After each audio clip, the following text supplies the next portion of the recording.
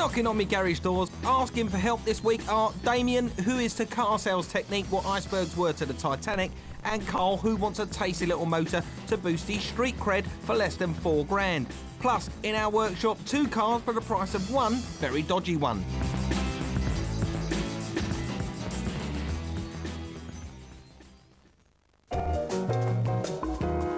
Damien Burns' Audi Coupe has been on the market for a couple of months. He's advertised it in the local paper and had a few calls, but only 2 people have been round to see it and he's had no offers. This car seller needs advice on how to get his car and himself primed for sale. Time to get him down to my gaff for a bit of a masterclass. Tell me a little bit about the car. Is it a 93 or a 94? It's a 93. 93. What's the mileage on it? 114,000. It's a bit high, isn't it? Oh, 114,000 miles. That's a lot of leg for the age of the motor. So it's knocking on the mileage a bit. It's not bad looking. Has it got a full service history? Yeah, full. So you've got all the bills, all the receipts for it. And how much money are you asking for? Well, when I advertised it, Mike, I advertised it for 5,500, but I was willing to take 5. Willing to take 5. Right, well, just looking around the car initially, I can already see there's a few little problems. Right. Let me point them out to you and show what they are. Down here on this alloy wheel, water has got underneath the lacquer where there's been a chip on the thing. It's removed the lacquer and it just looks like it's been in an accident, that wheel. Yeah. So it looks nasty and horrible, and we can get that repaired really easily and really cheaply, and I can do that for you today.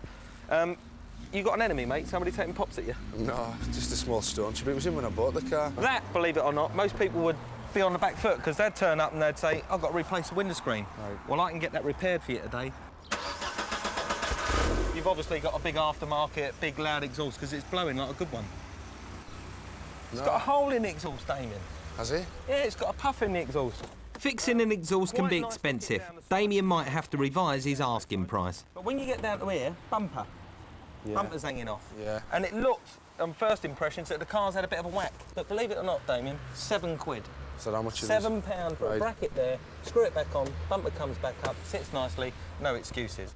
Damien wants £5.5 grand for his Audi. I checked out various guides and 4750 seems more realistic. But what do you think? Phone in with your estimate and you and a friend can win a once-in-a-lifetime experience of driving around a Grand Prix racetrack.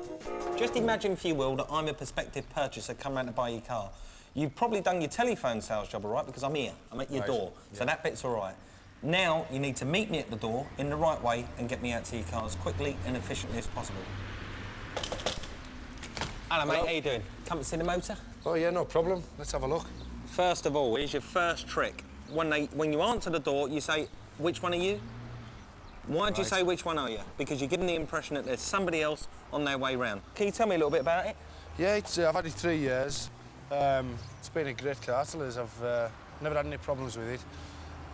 Reason I'm getting rid of it is because I've got a baby now. You'll see I've got a car seat in the back. I'm after the 4-door. Excellent, excellent. Now that's exactly what you want to do. You want to steer them straight away into the reasons why you're selling the car. It's quite high mileage. No. Never let on that the car is quite high mileage. Right. I know it's difficult, but you want to steer around that. Let them get to that. Point out the distinguishing features of the car almost immediately. So I've been here for, what, 30 seconds, and I've not walked around the car. All I've done is look at you so far. Okay. So you ain't leading me around the car. Lead me around the car, get me to the good bits. You can see it's clean bodywork all round. Any accident damage at all? No, no accident damage on it at all. Fantastic. Nice and positive. Get straight in there with the answer. No accident damage at all. When's the MOT run out? It runs out next month. Fantastic. So you know your information. It's very important. At no point has anyone enticed me to sit inside this car. Would you like to have a sit inside? Thank you very much. I would like to have a sit inside. Right, now the first thing any buyer wants to do as soon as he gets in the car is touch and prod and poke everything. He's going to push every switch, every button, every knob. What you've got to do is you've got to point out every single distinguishing feature about the car. Now, what's unique about an Audi? Just that they're built to last, like you say. Everything you touch in this car is as it felt when it probably come off the production line. All the buttons are sturdy, everything feels good. There's even touches like that. Nice little mirror up there. Yeah. Do you know what? That's brilliant. Now, see, that's sales technique in action. I'm back from a test drive, Damien. I like it, I like the interior. You know that I had the money on me because you spoke to me on the phone, I knew the mileage, I knew everything about it. I'm at this point, this is the crucial point, this is closing me down. How are you going to do it? I don't know. You don't know, do you? No. Right. It's going back over what we just said. It's all about the confidence within yourself to close the deal. Closing the deal is a simple process. Walk round the front of the car, walk round the side of the car, wherever you are. Right then, so you've been for a test drive, you've had a look at the car, there's nothing wrong with it. Are you in a position to buy it? What do you reckon? Right. That's all you need to say. Damien is now up to selling his car, but the Audi could do with selling itself. Time for some elbow grease. The chip in a windscreen is not an MOT failure, it just doesn't look good. The windscreen boys inject it with liquid glass that's then hardened by using ultraviolet light, and at 120 quid, a lot cheaper than the 500 quid to replace the entire windscreen. This alloy corrosion is minor, so it isn't worth spending £70 on a full recondition of the wheel. A bit of fine emery cloth and £5 worth of paint is good enough. The rear bumper is a fiddly job, but we have young Ian on hand to wheedle on a new bracket. Finally, the obligatory valet. This and all the other work brings our costs to just under 200 quid, excluding the labour.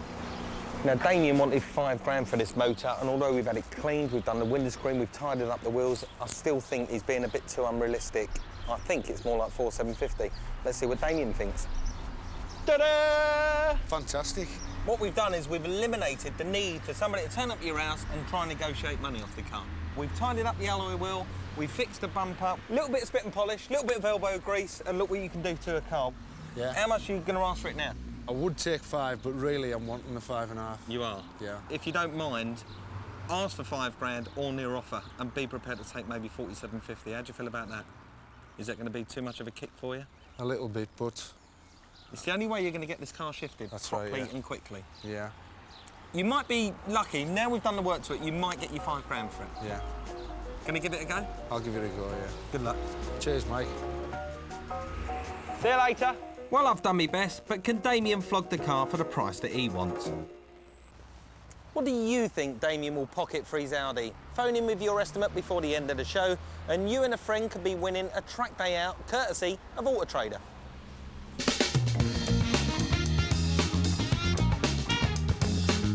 Now, here's a dilemma for you. I've got a fella called Carl, he's 22 years of age, and he wants to buy himself a second-hand motor. His problem is, he's got £4 to spend, which is too much money to buy an old banger, but not quite enough to buy himself a new car, so he's in limbo land.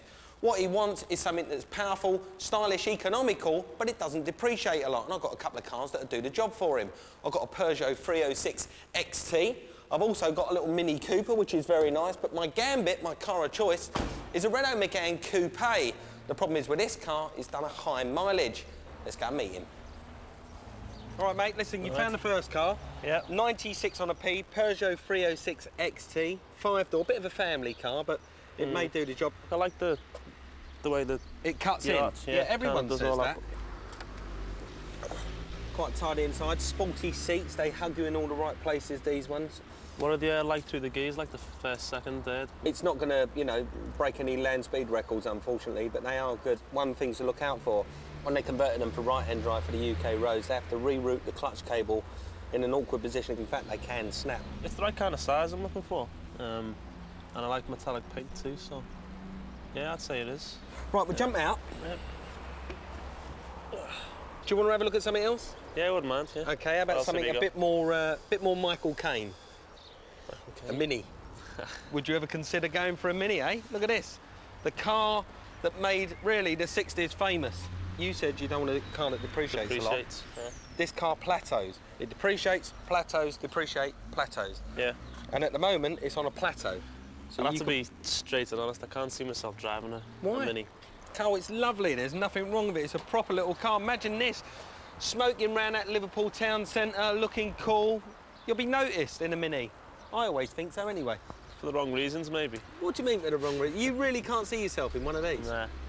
You're right to be a little bit wary of them, though, because there are a few problems. You get rust in the floor of a Mini. You've got to look out for collapsed suspension. Yeah. Obviously, this is a kind of car that a young person drives as well, so it's been thrashed to and from sets of traffic lights. But other than that, they are cheap to run, cheap to look after, cheap to insure. You said you wanted something nippy that doesn't depreciate a lot, and it's powerful.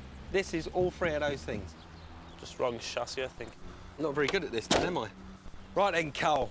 All right. I bet you thought you'd never be looking at one of these for £4 grand, did you? Nah, it's probably Well, this car is a McGann Coupe, 1996 on an N. Great car, fantastic on the road. They handle beautifully, and they look great. But your dilemma is this car will cost you more money to run over the course of the year than the other two will. Two reasons. One, it's done 120,000 miles, so it's going to be a little bit more worn.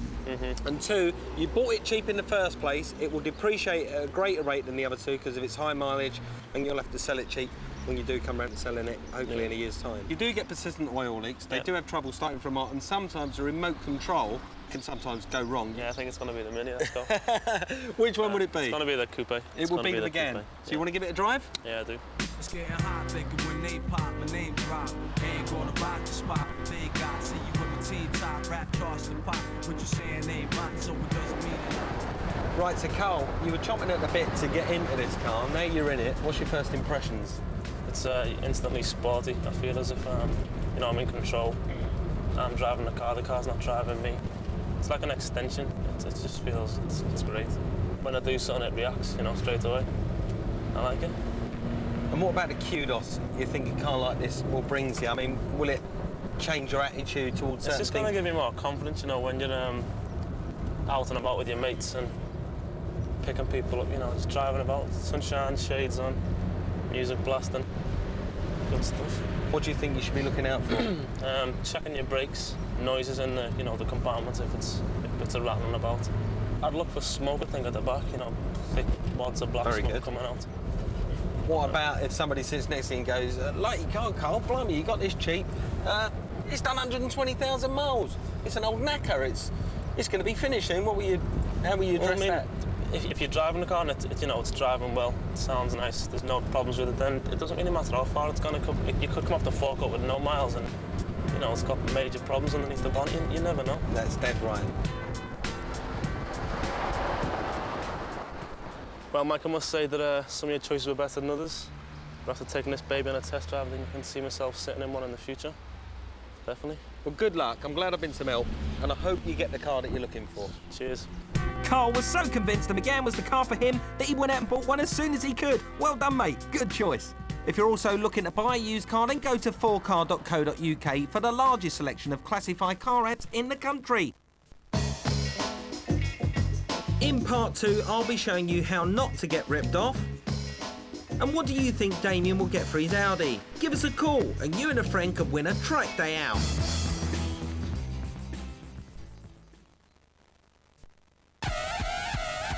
It's a rollover. So, this Saturday's jackpot is an estimated £11 million. What would you do if you won? Right. Now brace yourself, Rodney. Brace yourself.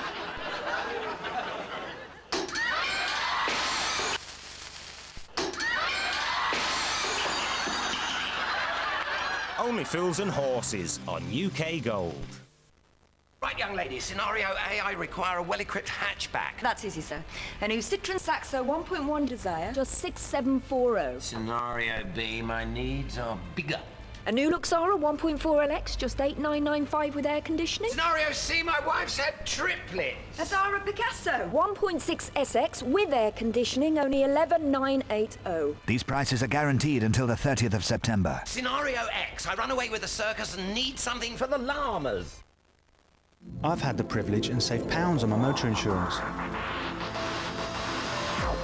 I've had the privilege and got a great deal on breakdown cover. I've had the privilege with free 24-hour accident recovery. I've had the privilege and pay by instalments. Paying over £300 for motor insurance. It's time you had the privilege. Call 0845 246 0077 or buy online at privilege.com. You could save pounds.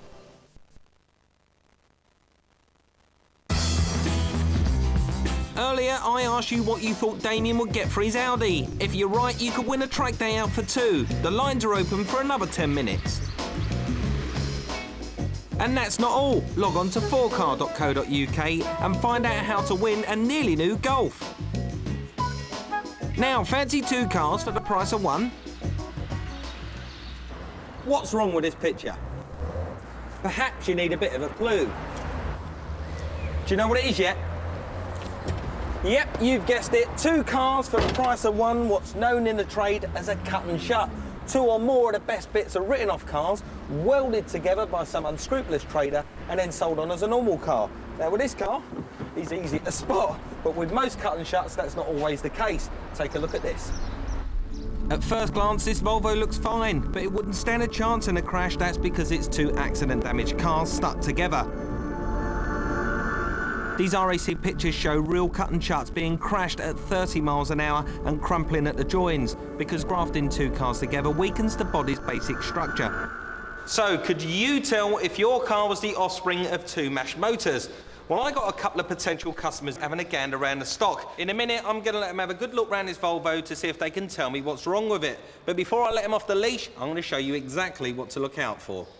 The first thing to check is panel gap alignment. I should be able to get my finger in there. It starts off nice and narrow at the top and it gets wider down the bottom. So obviously there's a problem. That means the car's probably been cut across here, which makes me want to pull back this inner door rubber. And if I do pull it back, it's quite easy to spot that this has got a botched weld. So if the car's been joined across here, it's had to have been welded underneath somewhere. Lo and behold, a very obvious shoddy weld running the width of the floor pan, confirming that this motor is indeed a cut and shut. But will my customers be clued up enough to come to the same conclusion? There's only one way to find out. Right then, lads, out you come. How you doing? Good, very good. How are you? You are Rob Lay. Rob. Nice to see you. Hello, Rob. Hi, you must be Roger. Roger. Hi. Hello, Roger. Now, what do you know about cars, you two? Not a huge amount. Bought and sold a few cars. Have you? You ever had your fingers burnt? Touch wood, no.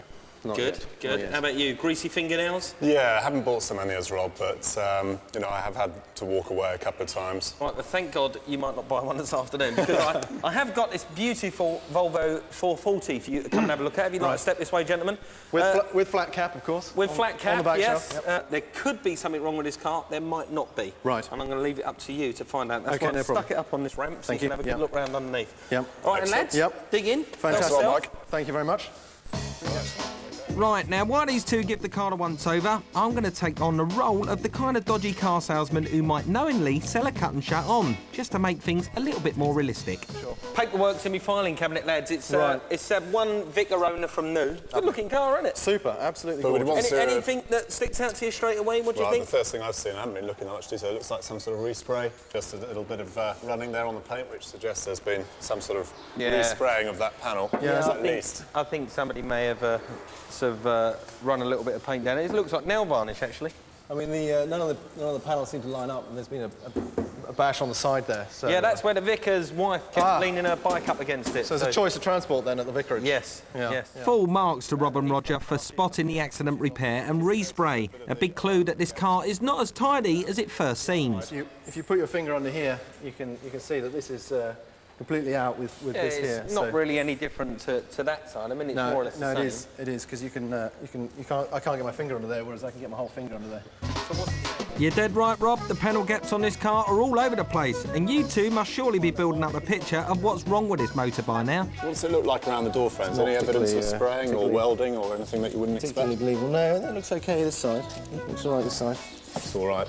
Yeah. Would you Adam and Eve it? They missed the botched welds on the door frame because they're too polite to pull back the door rubbers. That's a public school education for you, but no one could miss the huge weld that runs under the car, surely.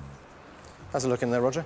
A couple of welds on the exhaust, which have gone slightly rusty, but may suggest that part of it has been replaced at some point, but shouldn't be a problem. Can't see anything major there. Looks okay, really. He didn't see it. That must be the worst miss since Chris Waddle put us out of the World Cup in 1990. I don't reckon these two are going to get it. So time to put them out of their misery. Right, guys, would either of you buy this car if it was going for a song? I would certainly seriously think about it. As I say, the main concern seems to be the bodywork on this side, but on the face of it, if the sticker price is reasonable, you'd think, yes, this is worthy of further investigation. Well, I'm going to surprise a pair of you now. You did get underneath the car, Roger. I'm going to take your torch and your mirror again, if you'd like to follow me. Yeah. And this is why... It's two cars welded together, isn't it? Correct. Yeah. This car is what's known in the trade as a cut and shut. Yeah. And if you look there, that is a weld mark that runs right across. Yeah. It's two different cars. Now, you did open the doors, but one thing I was a little bit amazed about, that neither of you peeled back the rubbers. You would have seen that this car has been quite badly welded here. Yeah. And this is where the car was cut from. That, gentlemen, that was the original back half, which was then cut away from here and there. That was taken away, and that's what they've done to it. Yeah, that's horrific. The consequence is if you were shunted from behind, you know, bearing in mind a car like this is likely to appeal to someone who's going to do town driving, maybe carry children, babies in the back seat. It's just beyond belief, really. This is a pretty sophisticated cut and shut, but it's still a death trap. It's estimated that up to 30,000 cut and shuts are on British roads, and cars like this account to up to 360 deaths each year. So I think you'll agree it's pretty important to be able to spot one over a decent second-hand motor. And if you're not mechanically minded enough to use the tips that I've given you today, then the AA, RAC or HPI can all do history checks to inform you whether a car has been written off. And if you're really not sure, you can pay one of the motoring organisations to do a detailed inspection. It may cost £150, but it could save your life.